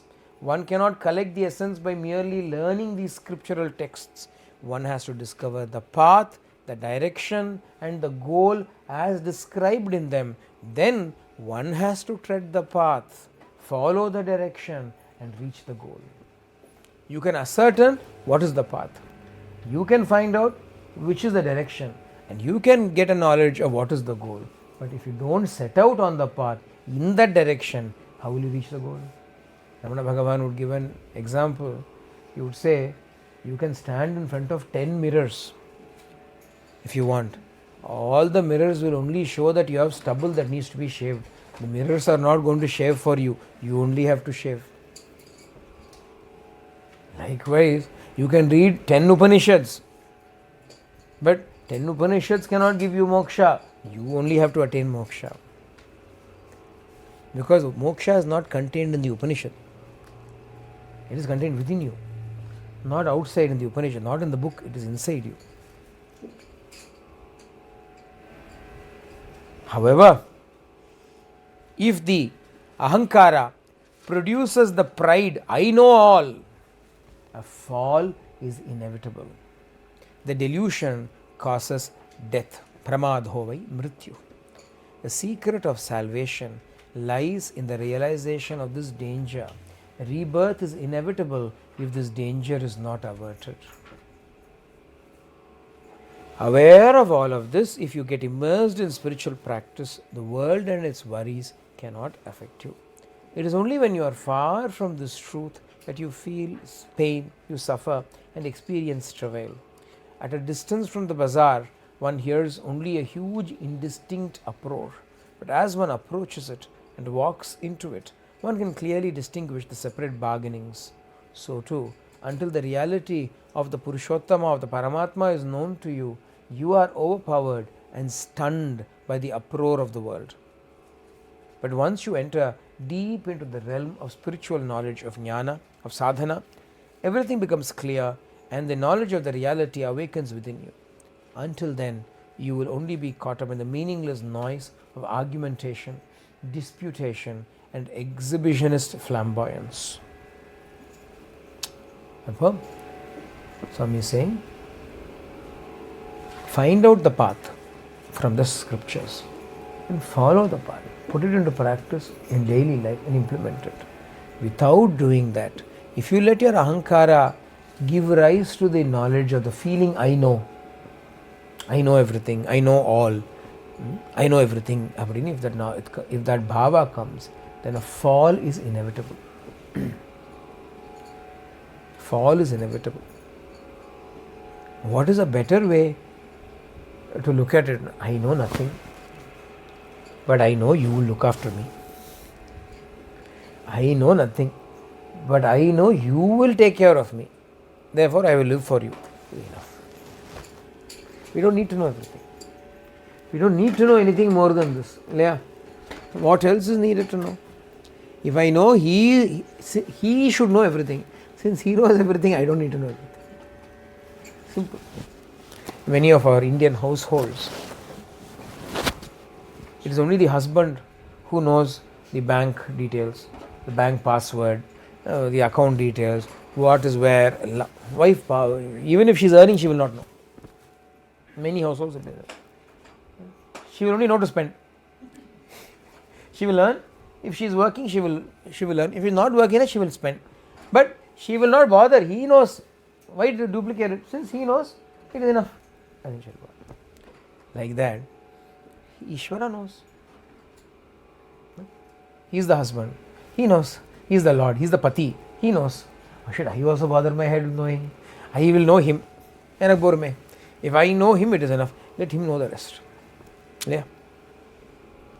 You get into the car and you can be on the phone, or you can read something, or you can look out. The driver should know where to go. If the driver knows where to go, then you are safe. You don't have to worry about it. As long as you have a competent driver who knows the destination and how to get there, you can close your eyes and sleep, you can read, you can do whatever else you want. You don't also have to know the route. Isn't it? Like that. It is enough if he knows. Best is to not accumulate all this nonsensical information. It may start with this innocuous, innocent motive. I will read Upanishad, I will read Shastra and Arambikam. But the Shastra ஒரு drawback இருக்கு. Shastra has a drawback. Upanishads also have a side effect is there for everything in this world. Only Bhakti doesn't have side effect. Bhakti side effect is moksha. But everything else has a side effect.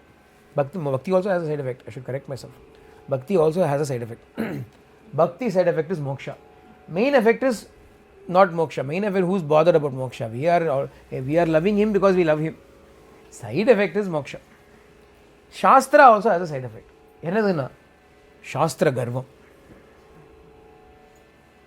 The more you learn about the Shastras, somehow you will get this. I know. Then you will argue with the Guru also. But Upanishad it says, he has a fellow who is walking the Upanishad, he has experienced everything new. But in the Gita, but in the Upanishad, in the front of Ramana Bhagavan, we feel so many such people will come. They will quote from this Shastra, that Shastra, how can they sit in front of a Mahatma and argue? What gives them the guts to argue? They were reading only.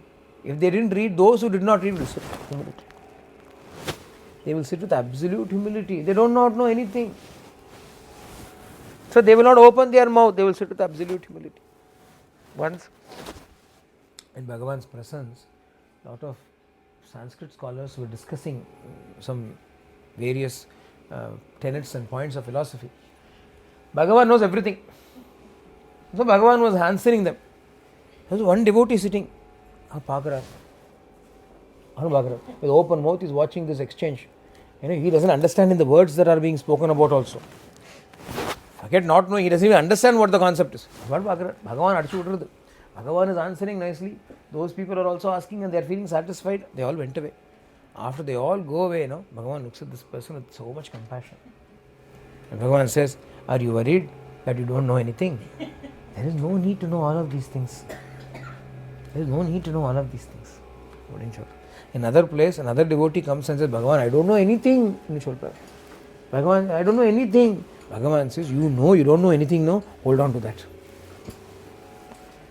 That will lead you to the truth quicker than knowing all these things. Palnur Kudumbam. Bhagavan says in Anubandham, Palnur Kudumbam, the one who has read a lot, he is bound by too many scriptures.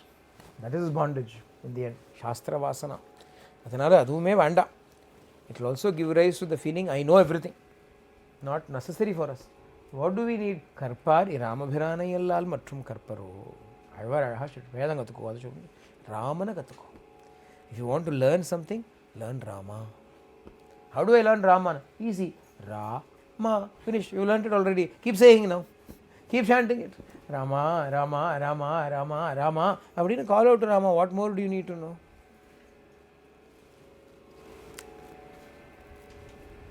So, aware of this, when you enter into sadhana, then the world and its worries will not affect you. The more you know, the more confusion your own brain will give you. Your own brain will create confusion for you. You have read so much, So then from one text you will remember one verse. This experience that I am having tallies with that. I think I am getting there. Then you will remember another verse from another text that says this is all nonsense. Oh, Appa, the nonsense. What do I do? You will not go here, you will not go there. You don't need to know any of these things. What do you need to know? You need to know Him. You need to know that He is the Master. You need to know that you are not the body. You need to know that you are living in this world to serve Him. You need to know that this body is an instrument that has been given to you to be rendering service to Him. You need to know that you have to live giving joy to everybody. Enough. Enough. All the Shastras say the same thing only. In various complicated ways they say the same thing. Why can't they say it simply? Because the people who wrote the Shastra studied too much. They studied so much that now they cannot explain it simply. So they have to explain it in complicated ways. If they had not learned anything, Ramakrishna Paramahamsa would explain everything in a very simple way. Sri Ramakrishna Paramahamsa explained everything in a very simple way. Nothing complex about it. Gatam Patam la arkada avarkitta. Simple. Some fisherwoman kept the basket. Why? He was spared reading the Shastras. So everything is easy. You go to Ramana Bhagavan's teachings, it's straight and direct to the point.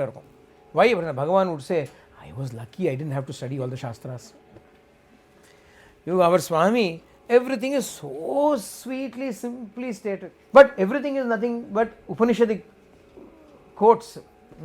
If you know a little bit, you can understand it's all Upanishad. But it is said so simply, so sweetly. Everybody can understand. You don't need to have any understanding of Indian philosophy, etc. Anybody can understand. Why? At the age of 14, Swami didn't go, gave up school.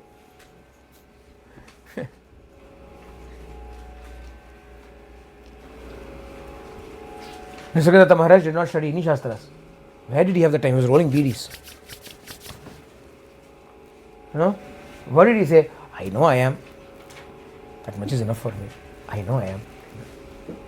Shri Baba, what Shastra did he study? Actually, Parango. Really look at it. Shri Baba, what? No Shastra. Ramana Bhagavan, no Shastra. Ramakrishna, no Shastra. Our Swami, no Shastra. Nisargadatta, no Shastra. Vadungaratilla. Shastra is not necessary to attain the truth. Bhakti is necessary to attain the truth. You should know Him If you know him and put it into practice, put his teachings into practice, what he tells you to do, you do. It is enough. We will stop here. सर्वे भवन्तु सुखिनः सर्वे सन्तु निरामयाः सर्वे भद्राणि पश्यन्तु मा कश्चित् दुःखभाग् भवेत् लोकाः समस्ताः सुखिनो भवन्तु लोकाः समस्ताः सुखिनो भवन्तु लोकाः समस्ताः सुखिनो भवन्तु ओम शांति शांति शांति हरि ओम तत्सत् श्री साईश्वरार्पणमस्तु।